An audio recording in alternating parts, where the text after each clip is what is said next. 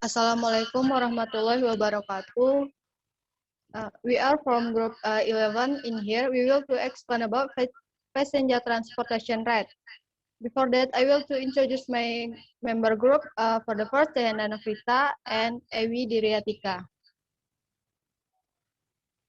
In here, I will to explain about first intercity bus transportation rates, and next railroad intercity fares, and the next transportation rate in the city, and C freight rates, and A air freight rates, and the last determination of public transport fares.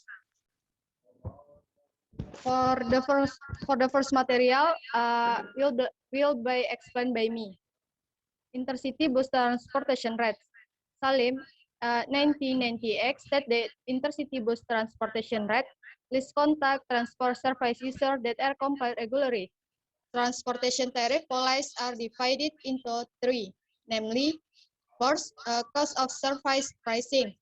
Tariffs are based on the amount of cost incurred to produce service plus a reasonable level of profit.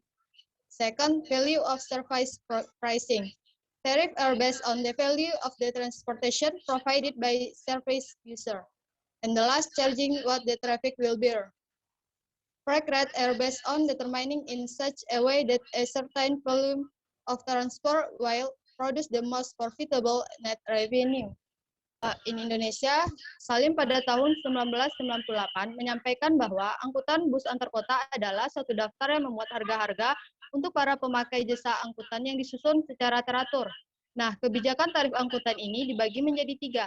Yang pertama yaitu cost of service pricing atau tarif yang didasarkan pada besarnya biaya yang dikeluarkan untuk menghasilkan jasa tambah dengan tingkat keuntungan yang wajar. Yang kedua yaitu value of serving pricing. Maksudnya itu tarif didasarkan pada besarnya nilai jasa angkutan yang diberikan oleh para pemakai jasa angkutan tersebut. Nah, yang terakhir yaitu tarif angkutan didasarkan pada penentuan sedemikian rupa sehingga dengan volume angkutan tertentu akan dapat menghasilkan penerimaan bersih yang paling menguntungkan. According to government regulation, intercity bus fare are determined with an appear on lower limit fare with the following condition. First, or A, for bus with a maximum length of 9 meter or small bus. The upper limit is 167 km per pass, or lower limit is 103 rupiah per kilometer per passenger. B, for buses with a length of more than 9 meter or big bus, the upper limit is 152 rupiah per kilometer per passenger, and the lower limit is 94 rupiah per kilometer per passenger. Menurut peraturan pemerintah, tarif bus antar kota ini ditentukan dengan adanya tarif batas atas dan juga batas bawah dengan ketentuan sebagai berikut. Untuk bus dengan panjang maksimal 9 meter atau bus kecil, maka batas bawahnya itu Rp167 per kilometer setiap penumpangnya. Nah, dengan batas bawah sebesar Rp103 per kilometer setiap penumpangnya. Untuk bus yang panjang dari 9 meter atau bus besar, maka batas bawahnya itu Rp152 per kilometer setiap penumpangnya, dengan batas bawah sebesar Rp94 per kilometer setiap penumpangnya. Next, railroad intercity fares. Train is a transportation that provides railroad service and is profit-oriented.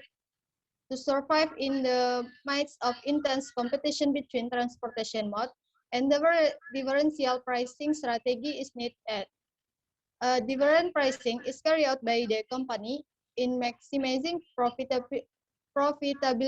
There is one important aspect, namely the total contribution. According to head public relation of PT Kereta Api Indonesia or KAI, Edi Kuswoyo, there are 4 train class, each with different facilities and tariff, namely executive, business, economy, and premium class. Yang kedua yaitu tarif kereta api antar kota. Kereta api ini merupakan transportasi yang menyediakan jasa kereta api dan berorientasi pada laba. Untuk bertahan di tengah persaingan yang ketat antar moda transportasi, diperlukan differential pricing atau perbedaan biaya.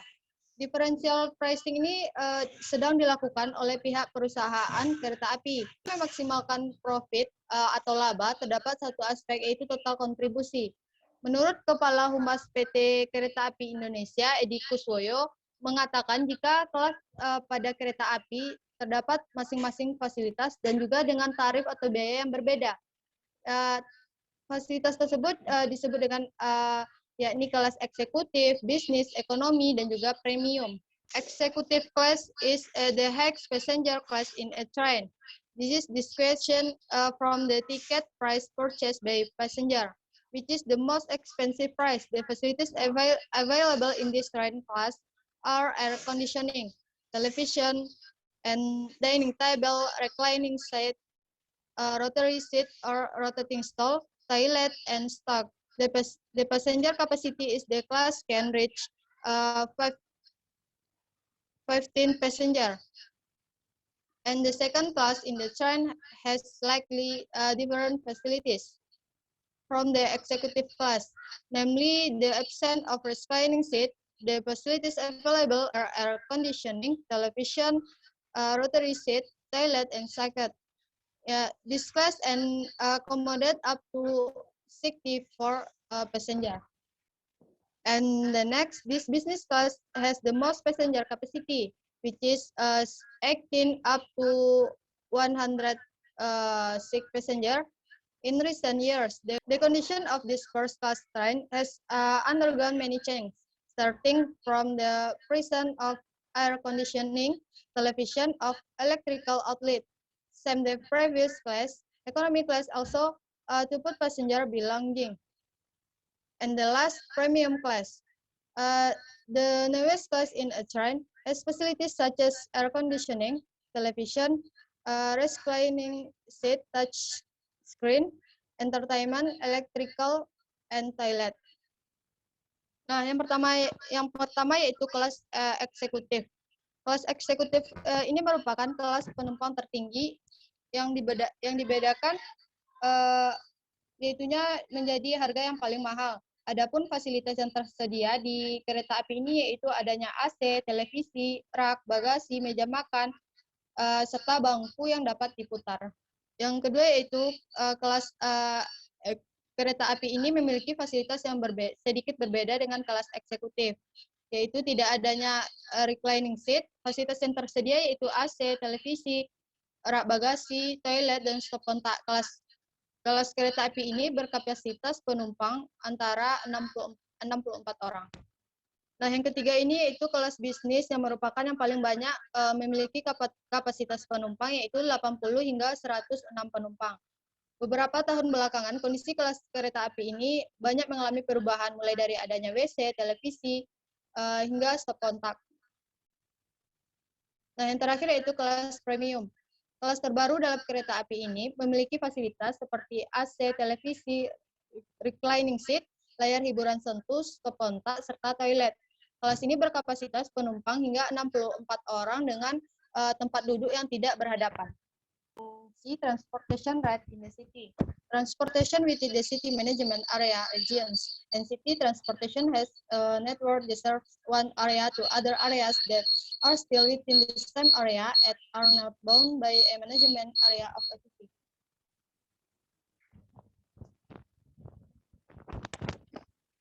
Transportation within a city transportation that can unit one area to another.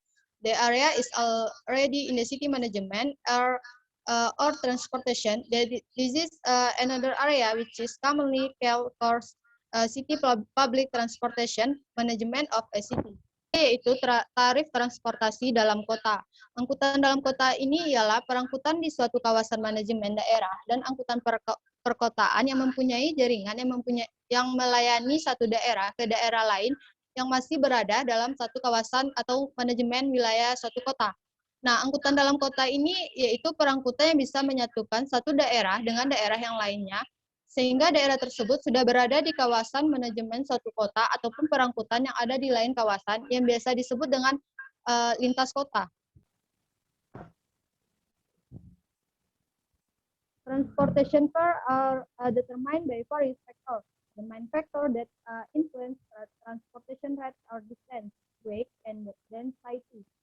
The characteristics of transportation costs are grouped based on the cost behavior group. First, variable cost change with the activity or driver of transportation cost. Variable cost of transportation are generally calculated in terms of cost per unit OS. In terms of cost per kilometer per unit weight. These types of variable cost include the cost of driver power, fuel, and maintenance costs. Second, fixed costs do not change in the short term and transportation operation are not running. Fixed costs are not directly affected by shipment volume. Example of fixed cost of transportation are bicycle rental or depreciation. Expand depreciation of the vehicle pool or workshop. Third, the joint cost in this transportation occur on the decision to organize transportation service from a certain route. For example, a transportation operator company start a route from location A to location B. This decision will incur a joint cost for the return. And the last common cost in transportation are categorized as overhead costs. Example, common cost is the cost of the management in the bicycle pool and the allocation of management cost headquarters. Nah, tarif dari transportasi ini ditentukan oleh berbagai faktor. Faktor yang pertama yang paling mempengaruhi tarif transportasi ini adalah yaitu jarak, adanya berat ataupun densitas. Karakteristik biaya transportasi dikelompokkan berdasarkan perilaku biaya. Yang pertama yaitu biaya variabel atau variable cost. Nah, variable cost ini berubah sesuai dengan aktivitas atau pemicu biaya transportasi. Biaya variabel transportasi ini umumnya dihitung dalam ukuran biaya per kilometer ataupun per unit berat barang yang akan dikirim. Jenis biaya variabel ini diantaranya adanya tenaga supir serta biaya pemeliharaan dari alat transportasi. Yang kedua yaitu biaya tetap atau fixed cost. Fixed cost ini tidak berubah dalam jangka pendek dan tetap dibayarkan meskipun operasional transportasi tidak berjalan. Biaya ini tidak dipengaruhi secara langsung oleh volume kiriman atau berat dari barang yang akan dikirim. Nah, contoh dari biaya tetap transportasi ini adalah biaya sewa, serta biaya sistem informasi. Yang ketiga yaitu joint cost. Joint cost ini dalam transportasi ini terjadi ketika akan mengambil sebuah keputusan untuk menyelenggarakan layanan transportasi dari rute tertentu. Sebagai contoh, operator transportasi melayani rute dari lokasi A ke lokasi B. Keputusan ini akan menimbulkan joint cost untuk kembalinya kendaraan dari lokasi B ke lokasi A.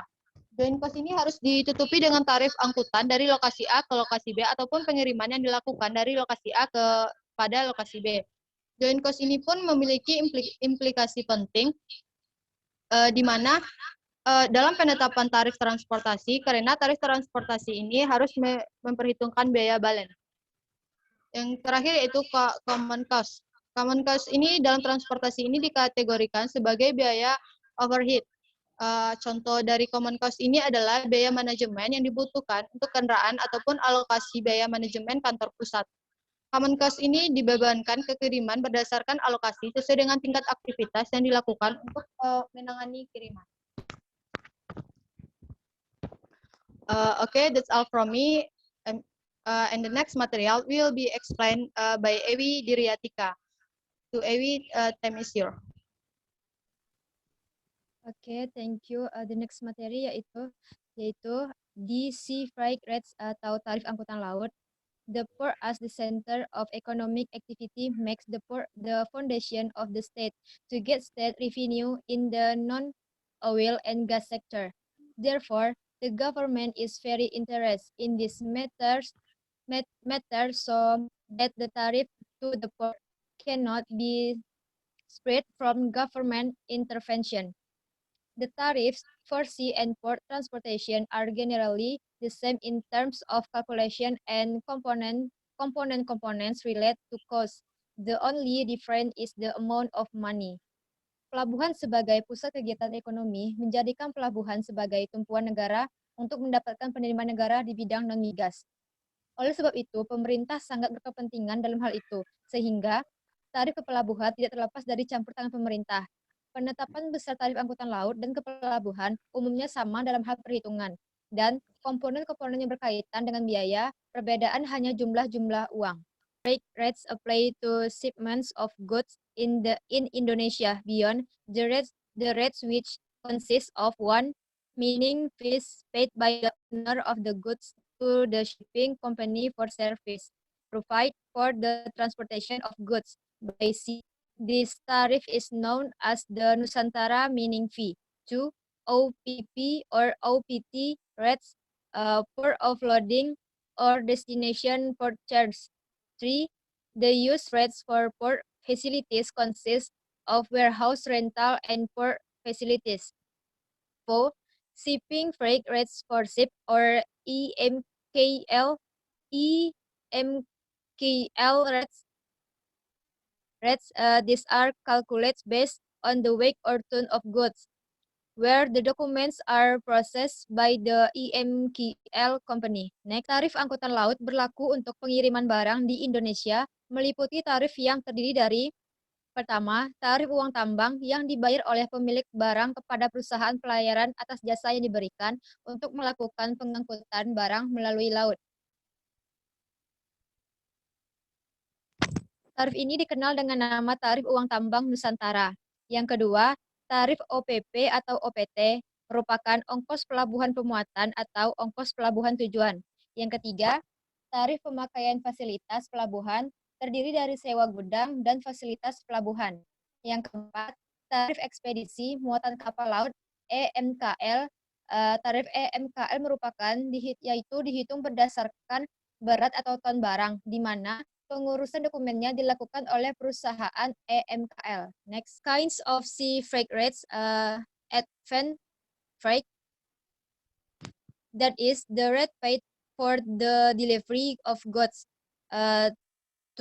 Lump sum freight, namely the rate paid for all or part of the ship space actually used, which is stated in the volume of goods. 3. Dead freight, namely compensation for the insufficient number of goods sent from those stated in the contract, so that the shipping company demands the demarcation of the ship space which has not been used. 4. Bag freight, that is, it happens when the goods being transported do not go unload at the port of destination, so that the cargo has to be lifted back to the port of origin. 5.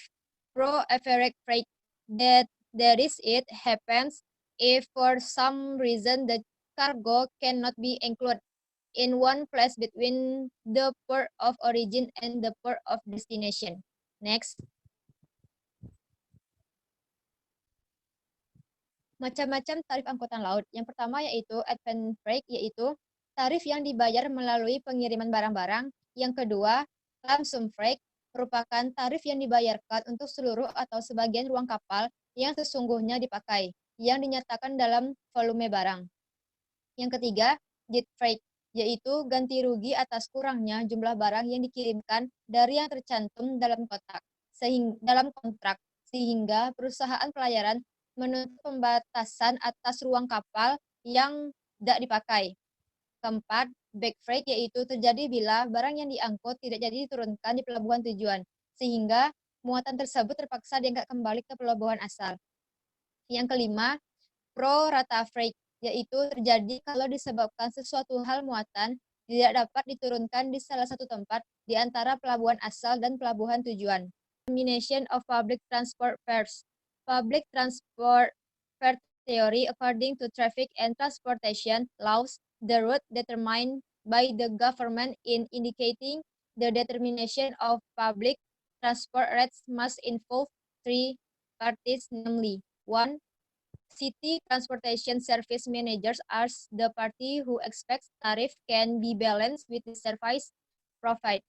2. Use of city transportation service as parties who incur costs every time you use us in the hope of obtaining good and comfortable service. 3. Government as the party that determines that the official rates and as a regulator that balance the interests of the use community with the manager without prejudice to local income from transportation sector. Next, ketentuan tarif angkutan umum. Teori tarif angkutan umum menurut Undang-Undang Lalu Lintas dan Angkutan Jalan yang ditetapkan oleh pemerintah dalam mengindikasikan penetapan tarif angkutan umum harus melibatkan tiga pihak, yaitu pertama, pengelola jasa angkutan kota sebagai pihak yang mengharapkan tarif dapat seimbang dengan jasa pelayanan yang diberikan. Yang kedua, pengguna jasa angkutan kota sebagai pihak yang mengeluarkan biaya setiap kali menggunakan kit kota. Kita dengan harapan memperoleh layanan yang baik dan nyaman. 3. Pemerintah sebagai pihak yang menentukan tarif resmi dan sebagai regulator yang menyeimbangkan kepentingan masyarakat pengguna dengan pengelola tanpa mengesampingkan pendapatan asli daerah dari sektor transportasi. Types of transportation service rates. 1. Traffic according to route. This tariff is based on the operational use of the mode of transport operated by taking into account the distance traveled by the mode of transport, kilometer per miles. 2. Local rates. These rates apply in a certain area. 3. Differential rates. Freight rates where there are difference in the height of the tariff according to the distance, weight of cargo, speed, or special characteristic of the cargo carried. 4. Tariff for containers or container. This type of tariff is applied to carry box or box on a truck based on the size of the box or box transport or 20 feet or 40 feet from the origin of the shipment to the place of destination of the goods, or so-called container on freight car or COFC. Jenis-jenis tarif jasa angkutan yang pertama yaitu tarif menurut trayek. Tarif ini berdasarkan atas pemanfaatan operasional dari moda transport yang dioperasikan dengan memperhitungkan jarak yang dijalani oleh moda transport tersebut, kilometer per milesnya.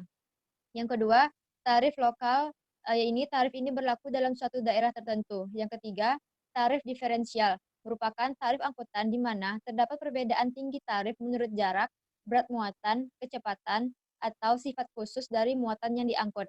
Yang keempat, tarif peti kemas atau kontainer. Jenis tarif ini diberlakukan untuk membawa kotak atau box di antara truk berdasarkan ukuran box atau kotak yang diangkut dalam 20 feet atau 40 feet dari asal pengiriman ke tempat tujuan barang, atau yang biasa disebut dengan container on freight car or COFC.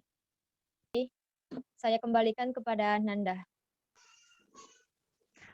Okay, thanks to Ewi. That's our material from group 11. I'm sorry for any mistake. Thank you. Wassalamualaikum warahmatullahi wabarakatuh.